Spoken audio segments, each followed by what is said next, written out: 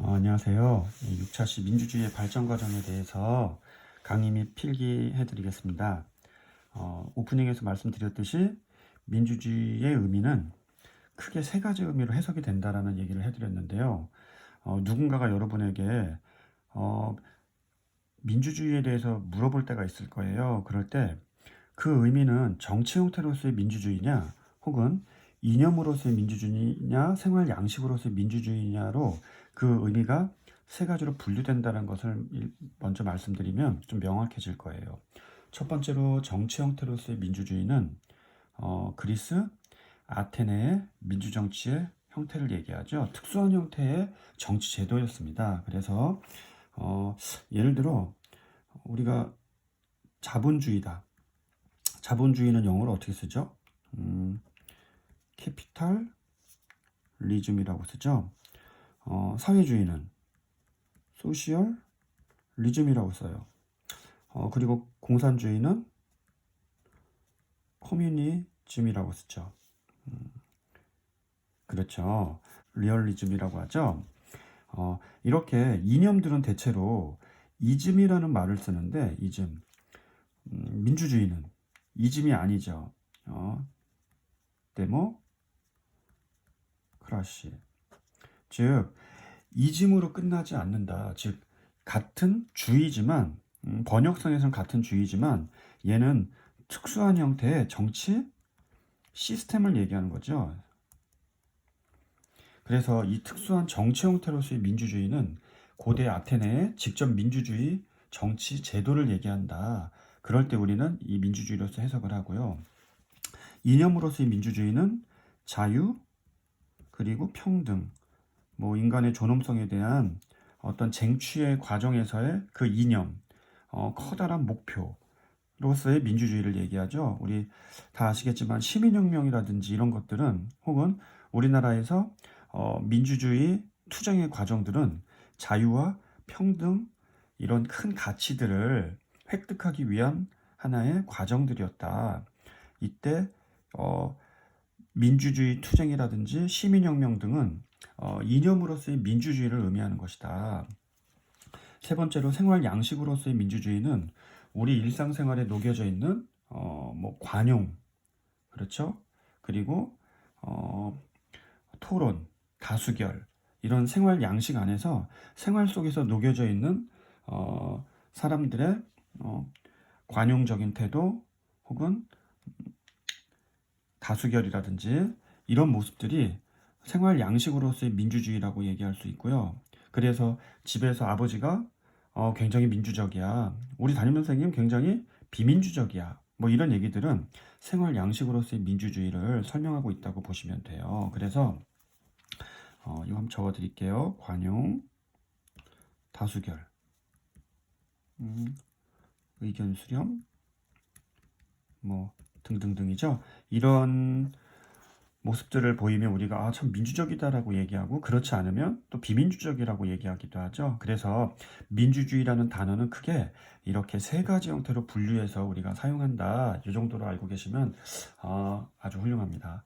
이제 바로 고대부터 해서 현대까지의 민주주의의 발전 과정들을 제가 한번 나열해 봤어요.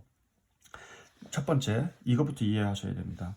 고대, 중세, 근대, 현대의 과정에서 민주주의는 어떻게 발전했나? 첫 번째, 고대는 고대 그리스 아테네의 어떤 특수한 형태로서의 직접 민주주의 시스템이었고 그것은 제한된 직접 민주주의였다는 거죠. 그리고 누가 제한됐죠? 노예, 외국인, 여자들이 여성이 이렇게 제한이 되었었다. 그리고 중세는 그런 민주주의가 인간 중심적이기 때문에 신중심의 중세 시스템에서는 민주주의는 암흑기였다. 그렇죠? 교황과 황제 간의 어떤 권력 다툼의 시기였기 때문에 고대는 민주주의의 암흑기였다. 그래서 크게 공부한 내용은 없습니다. 그러다가 근대 들어서면서 세 가지 사상들이 시민혁명의 바탕이 되죠. 천부 인권사상. 천부 인권사상이라는 것은 하늘이 부여했다. 부자는 몰라도 되지만 하늘이 부여했다라는 거죠. 하늘이 부여한 인권사상, 계몽사상은 어두움을 깨우치는 사상이라는 뜻이에요. 그래서 걔는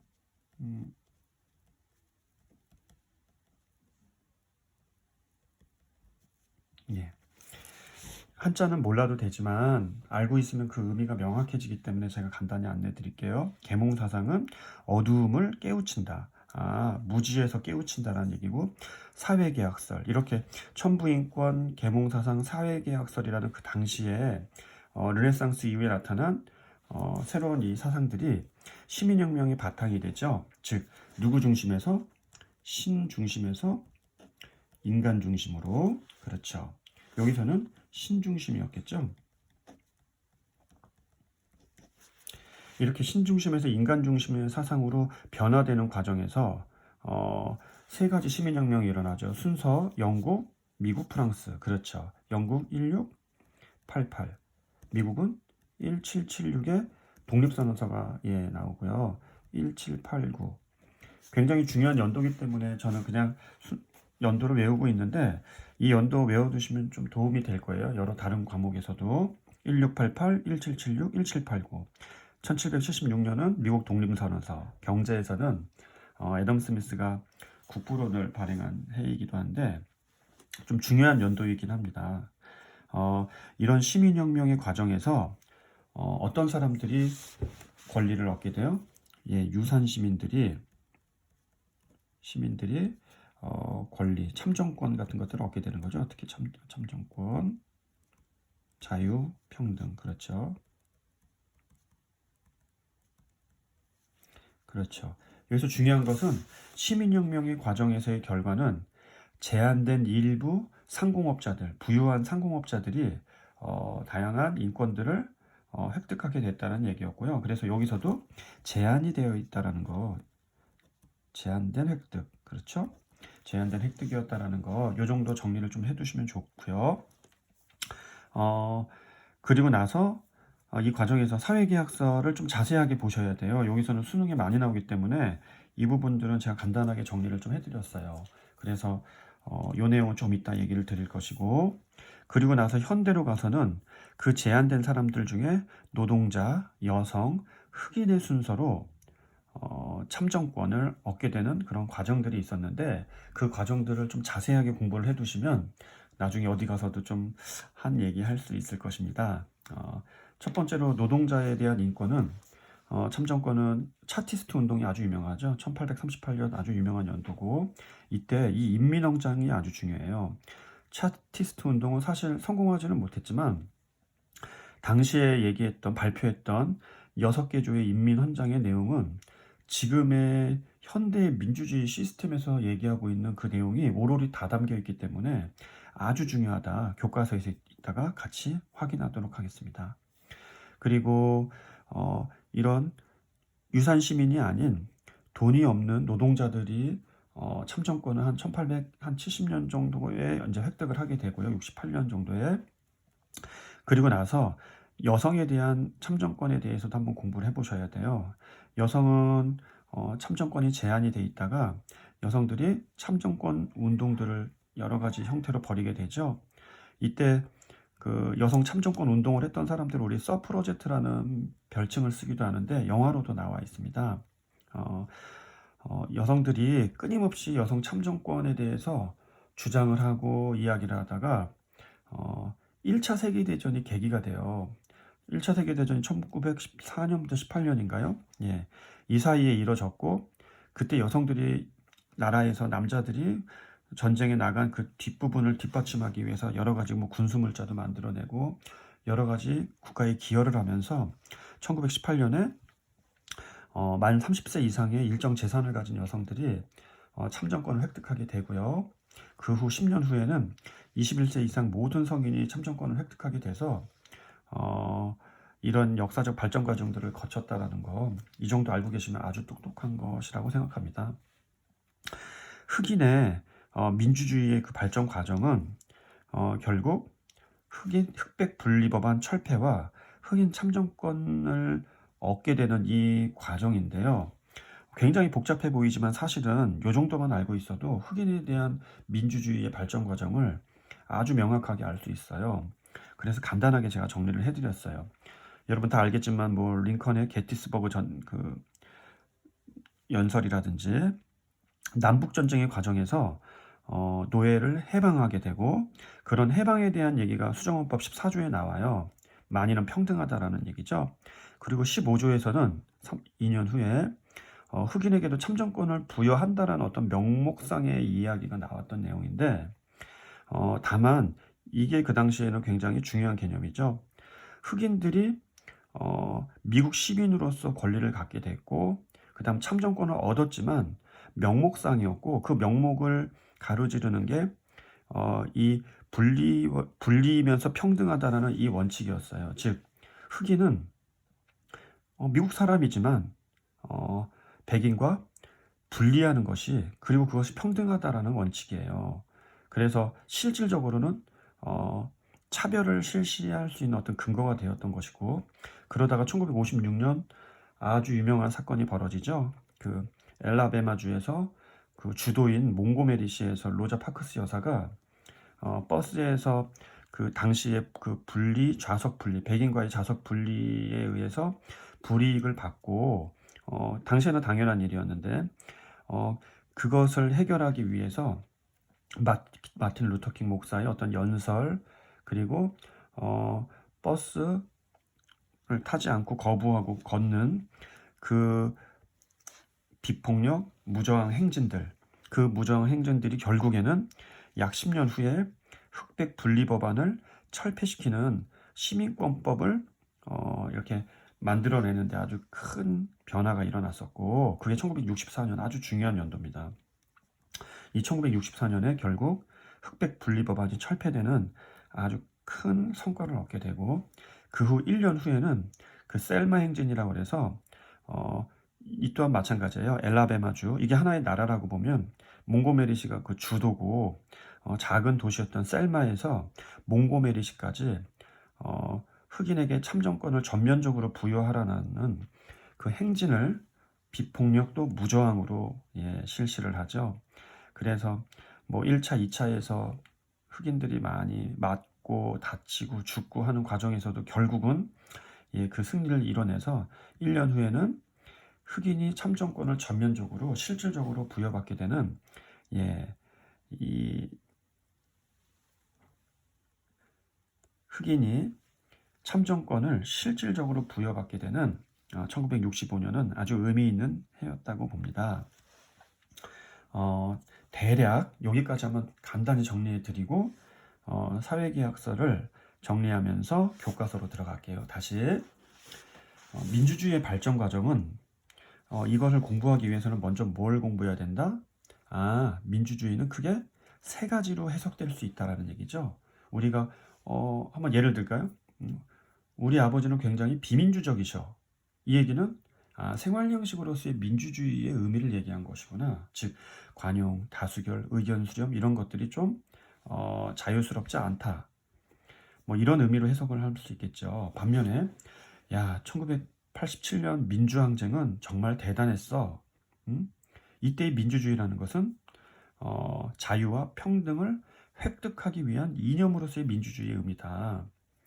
세 번째, 그리스 아테네의 민주주의 정치체제, 혹은 간접 민주주의, 뭐 이런 시스템을 얘기할 때는 정치 형태로서의 민주주의구나, 이렇게 구분할 수 있겠죠. 좋습니다. 그리고 이런 민주주의는 크게 고대, 중세, 근대, 현대로 나눠서 그 민주주의를 공부할 수 있는데, 고대의 민주주의는 무엇이다? 그리스의 아테네의 직접 민주주의를 얘기하는 것이다. 그게 핵심이다. 중세는 암흑기였다.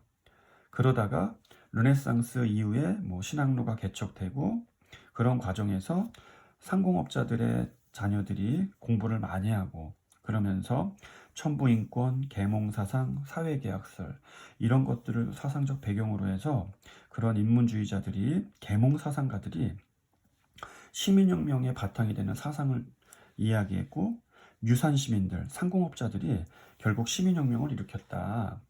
그때 이 시민혁명들은 이념으로서의 민주주의를 획득하는 과정이었다. 그렇죠?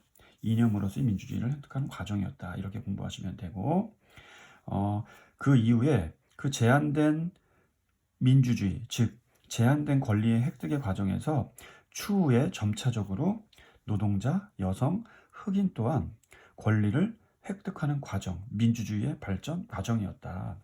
노동자의 참정권의 획득 과정, 민주주의의 발전 과정은 차티스트 운동을 봐야 되고, 차티스트 운동에서 인민헌장 6개조의 내용들을 꼭 보셔야 된다. 왜냐하면 성공은 당시 하지 못했지만 그 내용이 너무나 진보적이어서 지금 현대의 민주주의의 핵심 틀의 내용들이 거의 다 담겨 있기 때문이더라.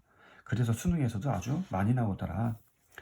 반면에 여성의 민주주의의 발전 과정은 결국 참정권 운동의 핵심이었고, 1918년 1차 세계대전을 기점으로 30세 이상 일정 재산을 갖고 있는 여성들이 참정권을 획득했고, 그 이후에 보통선거가 실시되었더라. 흑인은 1956년, 64년, 65년이 너무 중요한 해더라. 1956년은 로자 파크스 여사의 버스 차별 그 사건을 계기로 마틴 루터 킹이 전면에 등장하고, 그래서 뭘 주장하던 것이었다? 흑백 분리 법안을 철폐를 주장했던 것이었다. 그 이후에 1964년은 그 흑백 분리 법안 철폐가 성공적으로 결실을 맺은 해고, 그 다음에는 셀마 행진을 통해서 흑인 참정권이 전면 부여되었더라. 이렇게 외우시면 연도 안에서까지도 여러분이 아주 상세히 배웠기 때문에 웬만큼 공부한 학생들보다 더 많이 알 수 있을 것이다. 예, 확신합니다. 이렇게 전체적인 내용들은 시기별로 이렇게 나눠서 민주주의 발전 과정을 정리해 두시면 좋을 것 같고요. 이 중에서도 특히 사회계약설 부분들은 좀 자세하게 따로 공부를 해두는 것이 좋을 것 같아서 심화로 한 번 더 정리를 해드릴 거예요. 같이 한번 봅시다. 사회계약설은 민주주의의 발전 과정에서도 특히 시민혁명의 사상적 배경이 됐기 때문에 그리고 홉스, 로크, 루소의 사상이 명확하게 이렇게 구별이 되기 때문에 학교 시험은 물론 뭐 수능이라든지 뭐 공무원 시험 이런 등등등에서 참 많이 나오는 개념이에요. 그래서 그 구별 실익들을 정확히 이해하고 있으면 좀 도움이 되지 않을까 싶어서 좀 자세하게 써놨습니다. 우선 사회계약설 이전에 절대왕정, 그렇죠? 절대왕정 시절에는 장보댕이라는 사람의 왕권 신수설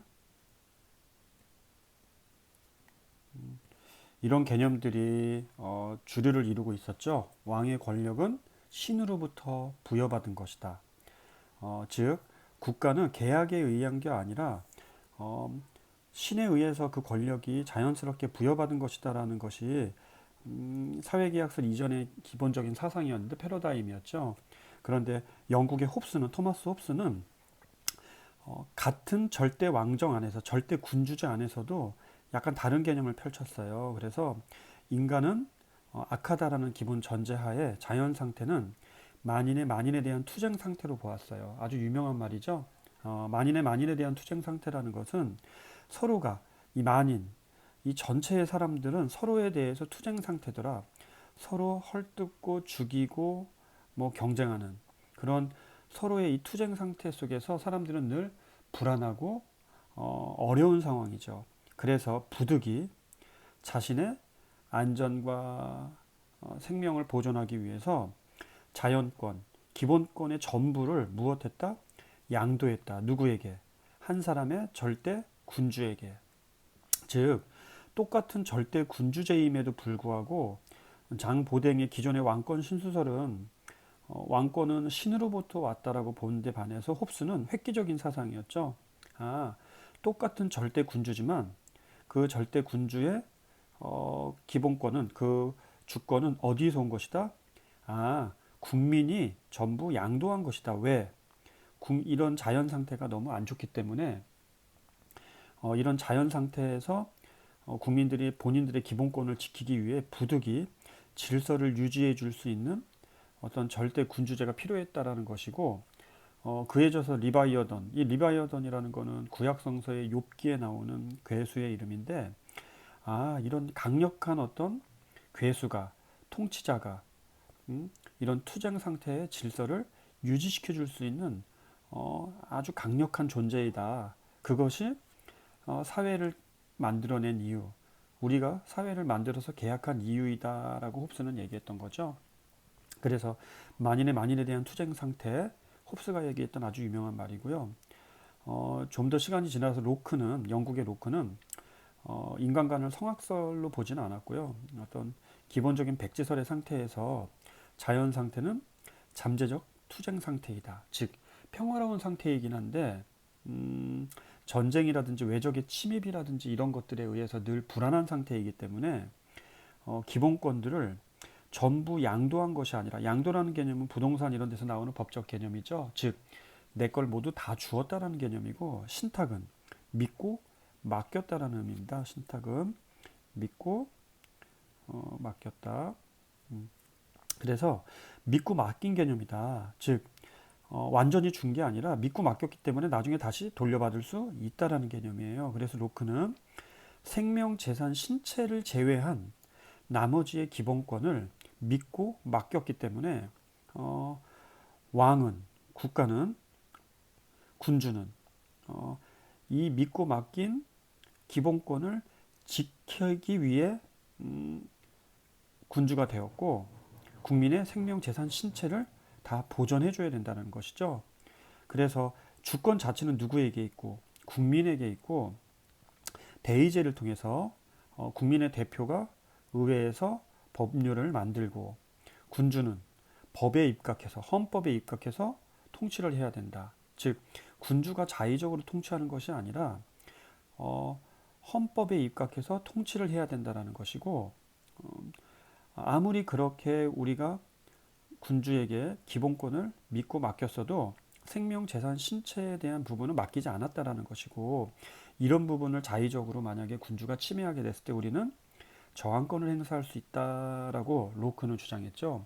아주 획기적인 사상이었고, 이 사상으로 인해서, 이 사상이 영향을 줘서 프랑스의 혁명에 영향을 주었더라. 그래서 국민의 기본권을 국가가 침해했을 때는 저항할 수 있다라는 그 근거를 마련해 준 사상이기 때문에 아주 중요한 사상이겠죠. 아래는 읽어보시면 될 것 같고, 반면에 프랑스의 루소는, 장자크 루소죠. 인간관이 기본적으로 성선설이에요. 그래서 루소의 대표적인 저서가 뭐 교육저서 에밀이라든지 이런 데서 보면 인간의 선함을 바탕으로 해서 교육 제도라든지 이런 것들을 주장을 했었고, 루소는 자연 상태 자체가 좋은 상태인데, 평화의 상태인데 사회 제도가 인간을 불평등하게 만들더라라고 해서 제도 자체의 문제점을 언급을 했었던 사람이죠. 예. 루소의 사회계약의 핵심은 자연권을 전부 양도하거나 왕에게 일부 신탁한 개념이 아니라, 우리 주권자는 지배자, 군주에게 계약을 하지 않았다라는 거예요. 우리는 단지 국민과 국민 간에 계약을 했는데, 그 약속들은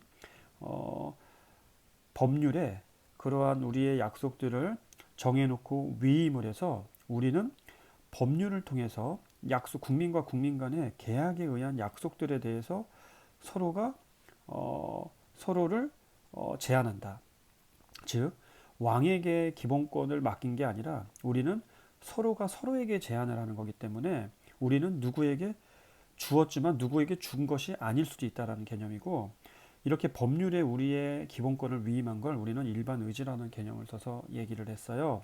루소는. 그래서 루소의 정치 사상은 기본적으로 군주 주권론이 아니라 국민 주권론이면서 동시에 직접 민주주의를 강조했는데, 사실상 직접 민주주의는 실현시키기가 어렵기 때문에 민주공화정을 통해서 한 명의 군주가 아니라 권력을 서로 분산시키는 이 공화정 시스템을 루소는 주장했다. 이런 정도로 개념 정리를 해두시면 아주 정리가 잘 되어 있을 것 같아요. 이 문장이 시험에 아주 많이 나왔던 문장들인데, 루소는 국민의 의사는 대표될 수 없다. 국민의 뜻은 대표될 수 없다. 영국 민중은 오직 선거 기간에만 자유롭다라는 얘기를 하면서 선거가 끝나면 다시 어디로 전락한다? 노예로 전락한다라는 유명한 말을 했어요. 즉 영국은 선거 기간에만 사람들이 자유롭고 선거가 끝나고 나면 그 대표에 의해서 다시 제한된다라는 그런 얘기들을 했었는데, 그래서 직접 민주주의 혹은 국민 주권론을 강조했었다. 이렇게 이해하시면 좋습니다. 여기까지 이렇게 정리하면 틀림없을 것 같아요. 우리가 그동안 공부한 내용을 바탕으로 교과서 내용을 한번 전체적으로 한번 볼게요. 먼저 민주주의의 의미는 얘기 드렸죠. 데모스와 크라티아에서 나온 크라토스, 민중 권력, 민중의 지배, 다수의 지배란 뜻이라고 얘기했고요. 이거는 한 나라 한 사람이나 소수에 의한 지배가 아니니까 민주주의의 반대말은 무엇이다? 그렇죠. 독재, 전체주의, 전제정 뭐 이런 개념들이 되겠죠. 그리고 쭉 내려가서 민주주의의 발전 과정이에요. 고대 아테네의 민주주의의 핵심은 직접 민주주의였다는 얘기고, 입법, 사법, 행정기구가 있었고, 모든 시민이 여기에 참여할 수 있었다는 얘기인데, 그 참여할 수 있는 가능성이 있었다라는 것이지 무조건 전원이 다 참여를 했다라는 얘기는 아닙니다. 그렇게 오해하시면 안 되고, 누구나가 참여를 할 수 있는 가능성이 있었다. 왜 그러냐면 추첨제와 윤번제를 통했기 때문이죠. 그래서 다스림을 받는 자와 다스리는 자가 일치하는 정치 형태, 이것을 우리는 치자와 피치자의 치자와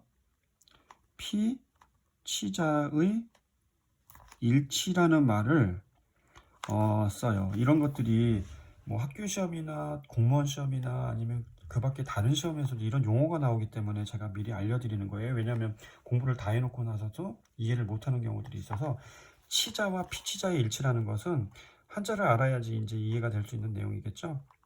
치자는 다스리는 자라는 뜻이고, 피치자는 피자가 이게 피자죠. 당하다, 피자, 피동사 할 때 피치자니까 다스림을 받는 자. 그러니까 별 얘기 아닌 거죠. 결국에 치자와 피치자의 일치라는 건 결국 다스리는 자와 다스림을 받는 자가 일치한다는 얘기는 누구나 다스릴 수도 있고 다스림을 받을 수도 있다는 얘기입니다.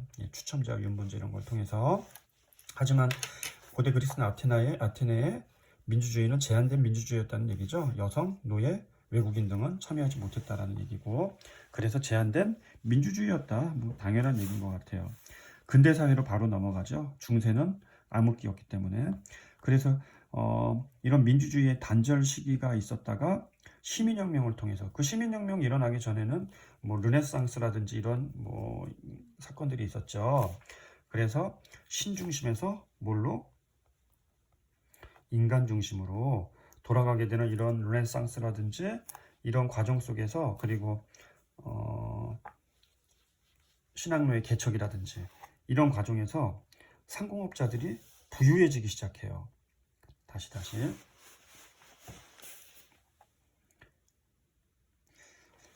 다음으로는 근대사회겠죠. 중세는 암흑기였더라.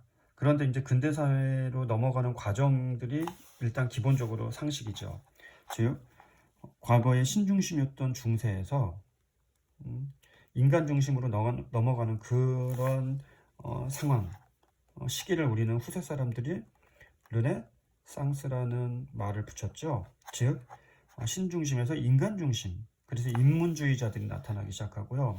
인간의 감정에 대해서 글을 쓰기 시작하고 소설을 쓰기 시작하고, 이 시기 르네상스와 더불어 뭐 신학로 개척이 아주 중요하죠.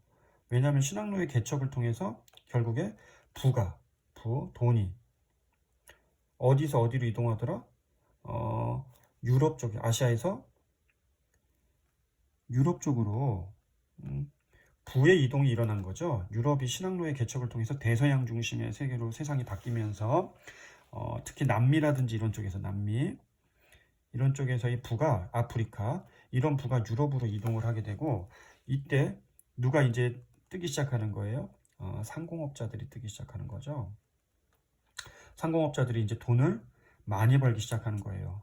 돈이 생기면서 왕과 결탁을 하고 귀족들과 대립을 하게 되고 이러면서 상공업자들이 이제 경제적으로 부유해졌기 때문에 정치적인 권력, 참정권을 요구하게 되는 것이죠. 이런 과정들이 사실은 시민혁명의 핵심인 거예요. 그래서 이 사람들의 자녀들이 이제 공부를 많이 하게 되고 사회계약론자들 혹은 이런 계몽사상, 천부인권사상들을 이야기하면서 이 봉건제도 사회의 모순들에 대해서 이제 근본적으로 따지기 시작하는 것이고 그것이 혁명으로 이제 표출된 것이다. 혁명으로 결국 손해보지 않겠다라는 그 과정들 상공업자들이 그동안 손해봤던 것들 하나씩 풀어나가기 시작하는 거죠. 영국의 혁명은 핵심은 왕이 세금을 부과하려고 했던 거죠. 귀족들에게. 그리고 다시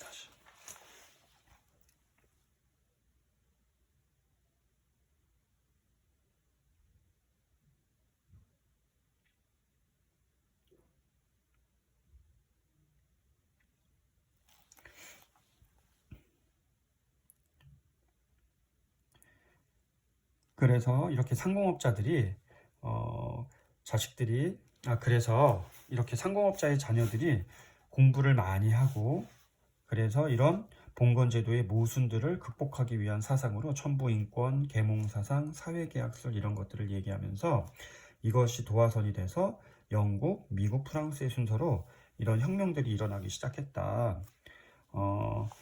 그 이후에 시민혁명으로 확립된 이런 대의민주주의, 그렇죠? 간접민주주의죠. 간접민주주의 또한 주권은 누구에게 있다.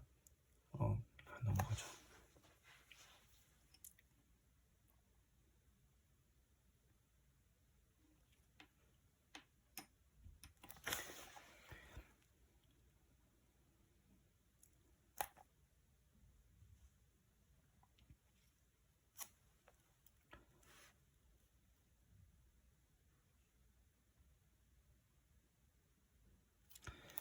이렇게 상공업자의 자녀들이 열심히 공부를 해서 봉건제도의 모순들에 대해 지적을 하게 되고 천부인권, 계몽사상, 사회계약설 이런 것들이 영국, 미국, 프랑스 혁명의 사상적 기반이 되었더라. 그렇죠?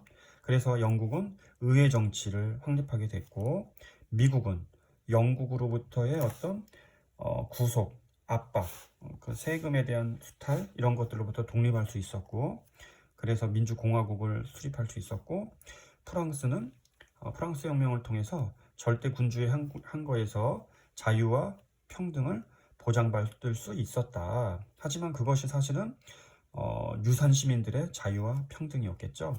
이것이 유럽 사회의 개인주의와 자유주의 확산의 계기가 되었더라. 이런 과정 속에서 누구는 예외였더라? 노동자, 여성, 그리고 흑인들은 예외였더라. 그래서 그 뒷부분은 그런 내용들이죠. 근데 현대사회에서 그 소외되었던 사람들의 투쟁의 어떤 역사였더라. 차티스트 운동은 누구? 노동자들. 여성 참정권 운동, 서프러제트. 그리고 흑인 참정권 운동 등을 통해서 이제 보통선거가 시행되었더라. 보통선거. 선거의 4대 원칙 있죠? 직접 평등, 보통 비밀. 보통선거는 만 몇 세? 지금 우리나라는 몇 세예요? 만 18세 이상의 사람들은 누구나 선거를 할 수 있다는 얘기죠. 그럼 보통선거의 반대는 제한선거더라. 일정 연령 이상의 사람이면 누구나 선거를 할 수 있다. 보통선거죠. 평등선거는 뭐예요? 표 가치의 평등이더라. 즉, 한 사람은 표의 가치가 2인분이고 한 사람은 0.5인분이면 그것은 표의 가치가 평등하지 않다. 이게 평등선거죠. 보통선거와 평등선거의 개념은 뭐 상식 중에 상식이기 때문에 반드시 아셔야 되고요. 나중에 뒷부분에서 자세히 다루게 될 거예요. 보통선거를 통해 온전한 국민주권주의를 실현한 현대민주주의 국가는 대의민주주의를 바탕으로 하죠. 즉 직접 민주주의뿐만 아니라 간접 민주주의, 대의민주주의 또한 주권은 국민에게 있어요. 하지만 그런 대의민주주의는 한계가 있죠. 국민이 정치에 무관심해질 수 있다는 얘기들, 반영이 제대로 안 될 수 있다는 얘기들. 그래서 이런 한계를 극복하기 위해 직접 민주주의적인 요소들을 지금 각 나라들이 도입하고 있다는 얘기고, 그 도입의 세 가지 핵심이 국민투표, 국민소환, 국민발안제라는 얘기예요. 시험에서 아주 많이 나오는 개념이기도 하죠. 다시 직접 민주주의 요소 세 가지, 간접 민주주의를 보완하는 직접 민주주의 요소 세 가지, 국민투표, 국민소환, 국민발안. 간단히 얘기하면 국민투표는 국민의 중요한, 국가의 중요한 의사결정을 국민의 직접 투표를 통해 결정한다는 얘기예요. 헌법을 개정하거나 뭐 전쟁에 대한 찬반 뭐 이런 것들을 국민 투표를 통해서 한다는 얘기고, 국민 소환이라는 것은 여기 나오네요. 예, 소환이라는 것은 잘못된 사람을 파면시키기 위해서 소환한다는 거예요. 그래서 임기 만료 전에 투표로. 국민 발안이라는 건 안건을 제시한다는 얘기예요. 즉 국민이 직접 헌법 개정안이나 법률안을 제출할 수 있는 제도인데, 지금 우리나라에서는 현재에서는 헌법 개정안은 국회의 의결을 통해서 하고, 법률안은 뭐 상임위원회라든지 국회의원 일정수, 예, 그리고 대통령이 법률안을 제안할 수 있는데요. 정부가, 예, 즉 국민 자체로는 가능하지 않는데 이런 제도들이 있을 수 있다는 얘기고, 이 세 가지 중에 현재 우리나라에서는 국민투표제만 지금 현재 실시를 하고 있어요. 그리고 국민소환과 국민발안제는 현재 실시는 하고 있지 않는다라는 거 알고 계셔야 되고, 이에 대한 찬반 논쟁 또한 있다. 이 부분은 나중에 좀 자세히 다시 한번 언급하도록 하겠습니다. 교과서에 차티스트 운동에 대한 얘기가 나와 있네요. 인민헌장 6개조, 그렇죠? 인민헌장 6개조의 내용들 하나씩 볼게요. 21세 이상의 모든 남성에게 선거권을 부여하라. 보통 선거를 실시하자는 얘기죠. 하지만 지금 남성만 얘기를 하고 있네요. 예. 모든이라는 말에서 보통 선거의 냄새가 나고 있어요. 그쵸? 비밀 투표, 그쵸? 선거의 4대 원칙, 직접 평등 보통, 직접 평등 보통 비밀. 그 비밀 투표. 재산 자격을 없애라. 돈이 있는 사람만 당시에 출마를 했었다. 이런 얘기들이 느껴지죠? 봉급을 지급해라. 지금 선거 공영제라는 개념에서 선거를 국가가 운영을 하는 과정에서 평등하게 일정 부분의 돈들을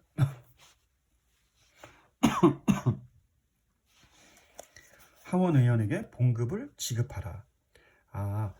평민들이 돈이 없으면 정치를 하기 어려우니까 일정 부분의 월급을 지급하라. 지금의 어떤 시스템이겠죠. 선거구를 동등하게 해라. 게리맨더링을 방지해라. 이런 얘기들이죠. 이것들은 뒤에서 좀 더 자세하게 할 것이고요. 선거구를 교묘하게 조작해서 자기에게 유리하게 하는 사람들이 있었다라는 것을 유추할 수 있을 것 같아요. 선거를 매년 시행해라. 선거 비용이 많이 들긴 하겠네요.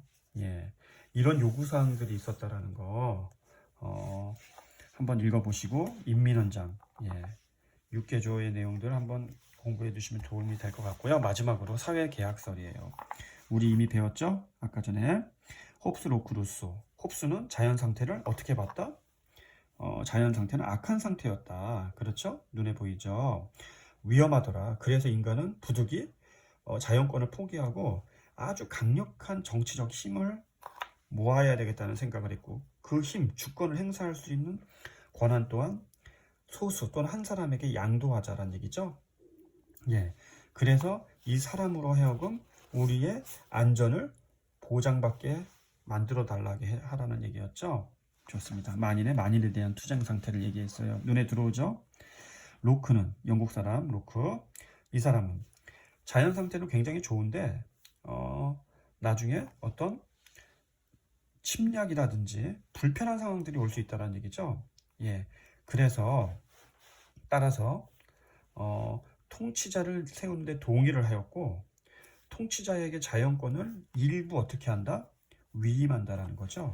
일부의 위임, 여기선 나와 있지 않지만 재산권, 또 생명권, 그 다음에 신체의 자유, 이런 것들은 위임하지 않았다라는 얘기를 했어요. 그래서 통치자와 국민과의 관계는 동의와 신탁 위에서만 성립한다. 그렇죠. 일부 신탁했다는 얘기를 했죠. 국가가 사회계약을 위반한다면 국민은 국가를 부정한 권리를 가진다. 이걸 뭐라 했어요? 아까 전에 저항권이라고 얘기했죠. 예, 저항권 사상.